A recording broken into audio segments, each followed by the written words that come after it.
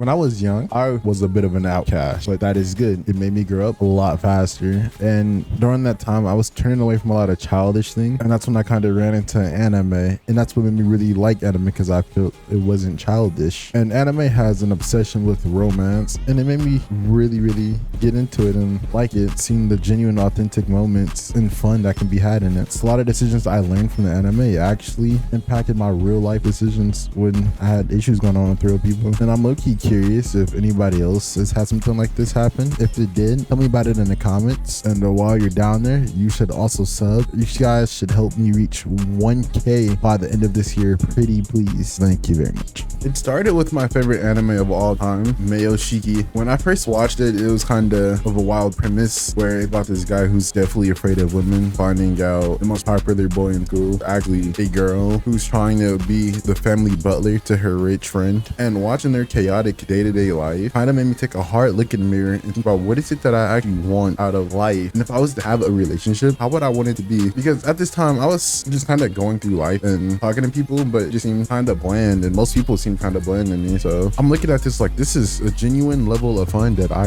really want to have. And I also want people who's on that same wavelength as me. Now when I brought this up to people in like my real life, they hit me with like, you know, the usual cynicism that people normally have, saying how, oh, one, it's not real, people don't act like that, or what you're looking into is like a fairy tale, or you're kind of weird for even wanting this or thinking like this. But then instead of actually taking what they said and, you know, feeling hurted by it, at first I did feel hurt. I remember once this came from, at my time, one of my best friends. I decided to not listen to it or look at it, because it was like, why should I take advice from somebody who's comfortable in their own misery? Because misery loves company. So why am I genuinely considering something from somebody who's not even attempting to dream on the same level that I am? You know, I plan on being lavish and having some sort of grand reality. Why would I take advice from somebody who wants less than that? So I decided that, you know what, I'm gonna just keep being delusional. Everybody can call me stupid and I'll keep being delusional, because I don't want to live a life like them. I don't want their situations in my life. And so I'm gonna put a plan on how I'm gonna achieve this. I was really young at point, like less than like 10 or 11. And so I'm like, you know what, I'm gonna figure out how to attract a life like this. And I assume that if you want to attract a life like this, you kind of have to live it, or live as if that's your life already. And so I studied the character, the main character, person that I liked and looked up to, and I was like, you know what, how do they act? I want to be just like them, but I didn't act overly animated or cringe or whatever. I actually thought about it from a realistic lens, and it was like, if this character existed, how would they react to certain things? What would they do? And I sat there, watched, and really got obsessed with the show, and I adopted a lot of the traits that the main character had. And unironically, changing my mindset and actually following through with what I said, I ran into these girls who cured a lot of my depression and honestly became one of my sources of strength still to this day. And these kind of things helped me move even deeper to anime. I started getting into stuff like Nisekoi, Mirai Nikki, Your Lie in April. Anime like that seemed unrealistic, except the thing about life is none of life is realistic. I mean, like, our existence is merely a coincidence. So like, why should I let other people's reality, or why should you let other people's boring reality apply to you? Those anime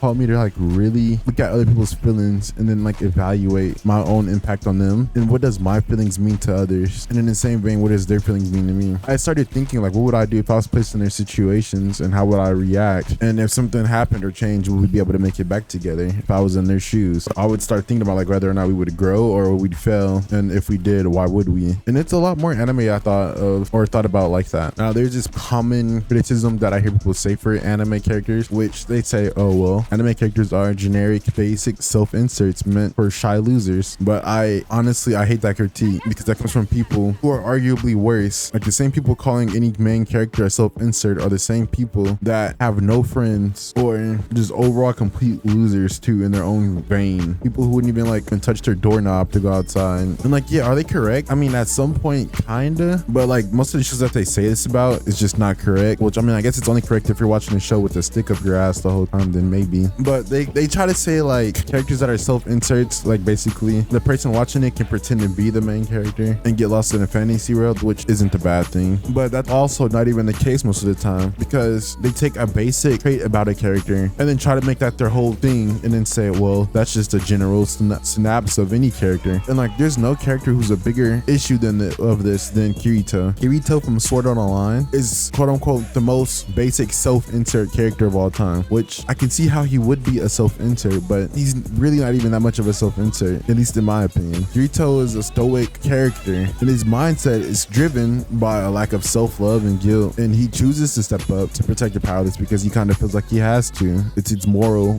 guilt, and it's also his moral engine. He was in a position where he was better than everybody else, so he took up the mantle of protecting everybody else. Yet people call him a self-insert to that, which I guess he could be a self-insert kind of, but not everybody's doing that. That's not the common thing everybody's doing. Another character people consider a self-insert is like Naofumi. Naofumi, they consider him a self-insert because they say he's the same as Kirito, but he isn't. Naofumi from Shield Hero isn't driven by self-hatred. He's driven from a survival and betrayal. He protects his group not out of obligation to a world that hates him, but because he chooses to protect a few people he does care about. At first, he was doing it for himself, to help him get out of his predicament. But then as the show went on, he chooses to help other people that he care about. He doesn't owe anybody anything. He only focuses on his group of people, the people that had him from day one. Kirito and Naofumi are two very different characters. They happen to be similar. And then another example as a quote-unquote basic self-insert is Yuki from Mirai Nikki. He starts as a shy, useless kid and evolves into a selfish killer, doing whatever it takes to survive for the person he loves, and he doesn't care what he has to sacrifice to get to it. These people are all considered self-inserts, but they all are completely different. Yeah, I mean, they are similar in the vein that they start off as loser nerds, but newsflash, most young people in general are losers. And I hate this narrative that any character that starts off as a loser or that looks somewhat normal is considered a quote-unquote self-insert and a generic basic character without any